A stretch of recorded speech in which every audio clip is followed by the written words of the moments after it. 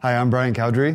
We've been at Front Range for about 5 years with my wife, Season. We also have 4 kids. My wife and I went to Kenya in 2018. So when we went to Kenya the first time, it was really impactful because that was the first mission trip my wife and I got to go on together. The next year I took my son and him and I went with a medical missions team. I just saw him light up. He was so excited to be there, to go there. He engaged with all the kids there, played with them.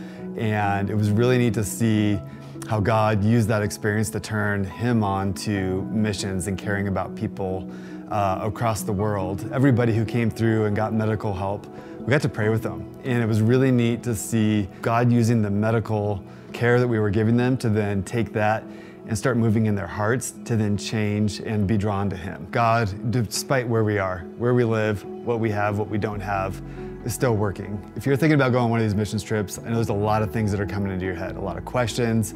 Should you go? Should you not go? How are you gonna handle certain things? Who's gonna take care of your kids? Who's gonna, cover for you at work? I just encourage you, if you're feeling like God tugging you at all, how often do you get to be a part of what God's doing in the world? And we get to every day here, but there's things that He has for you and others across the world and in these ministries that you may not get to experience if you say no. You don't know what God is already doing and what He knows is already coming up in some of the lives of these people that He needs you there for. God's not interested in you doing anything that doesn't require faith. Faith requires space for God to move in there. There are so many things that He can put into place, He can take care of.